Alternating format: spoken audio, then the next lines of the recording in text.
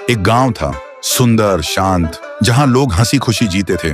बच्चे गाना गाते हुए स्कूल जाते और रात में लोग छत पे तारे गिन के सो जाते। लेकिन उन्हें क्या पता था, उस सुकून पे अब अंधेरा छाने वाला था, क्योंकि उस गांव में लौट आई थी पीहू। गांव के बाहर एक स्कूल था और उसी स्कूल के सामने पीहू रोज बैठ जाती थी खाना मांगने के लिए। लोग आते जाते देखकर सोचते थे कोई बेघर बच्ची होगी। एक रात स्कूल का एक गार्ड रात में चौकीदारी करते हुए वहां से गुजर रहा था। पीहू उसे देखती है और बोलती है, मुझे भूख लगी है, कुछ खिला दो। गार्ड कुछ नहीं बोलता, सिर्फ घूरता है और अंदर जाकर सीसीटीवी चेक करने लगता है। तभी स्क्रीन से एक लाल हाथ निकलता है और अगले ही सेकंड में वो आदमी गायब। अगले दिन सुबह गांव में हंगामा मच गया, सब कांप गए, किसी को समझ नहीं आया किसने किया।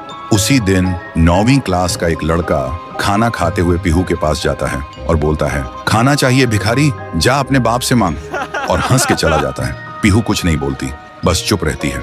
अगली रात उसकी माँ चीख चीख के रोड पे भागती है, मेरा बेटा अंदर से खाली हो गया है। डॉक्टर बोलते हैं, इसके अंदर ना दिमाग है, ना किडनी, ना लिवर, सिर्फ अंधेरा है। अगले दिन गांव के लोग इकट्ठा हो जाते हैं। सब बोलते, जब से पेड़ पे लाश लटकी थी तब से कुछ ना कुछ गलत हो रहा है। किसी ने सजेस्ट किया शांति के लिए पूजा करनी होगी। फिर रात में एक बड़ा पंडित बुलाया गया। पूरा गांव जमा हुआ था। पूजा शुरू होता है, लेकिन जैसे ही पंडित ने पहला मंत्र बोला, जोर का धमाका हुआ। पंडित का शरीर फट के टुकड़ों में बिखर गया। चारों तरफ खून और मांस के लोथड़े उड़ गए। लोगों की चीख पुकार मच गई और उसी खून से एक दीवार पे लिखा हुआ था, मुझे पूजा नहीं, खाना चाहिए था। तो दोस्तों, अगर आप अच्छे इंसान हो तो कमेंट करो, मैं पीहू को खाना दूंगा। और अगर डर लग रहा है तो सब्सक्राइब करो, क्योंकि कहानी अभी खत्म नहीं हुई। पीहू अभी भी भूखी है।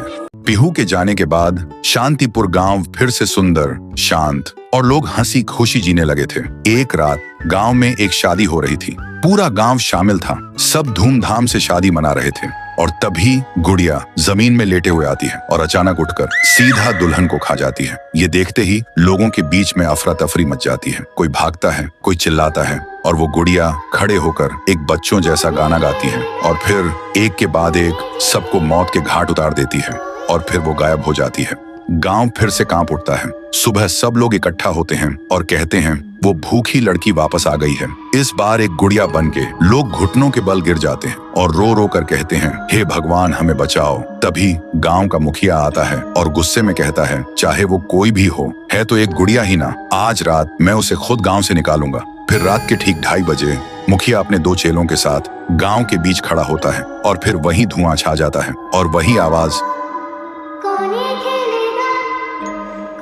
वो गुड़िया धुएं से निकलती है और सीधा मुखिया के पास चल के आती है।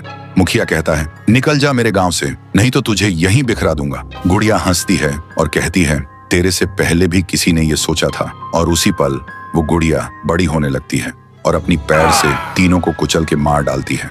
सुबह जमीन पे सिर्फ खून के धब्बे रह गए थे, लाशें जैसे हवा हो गई हो। लोग समझ गए ये कोई आम गुड़िया नहीं, इसके अंदर कुछ और ही शक्ति है। तभी गांव की एक बूढ़ी औरत कहती है, इस गुड़िया को हम गांव से नहीं निकाल सकते, इसे तो सिर्फ पीहू ही गांव से निकाल सकती है। फिर सभी लोग उसी जगह जाकर खाना रखते हैं और दिल से पीहू को पुकारते हैं, भूखी देवी वापस आइए, गांव को बचाइए।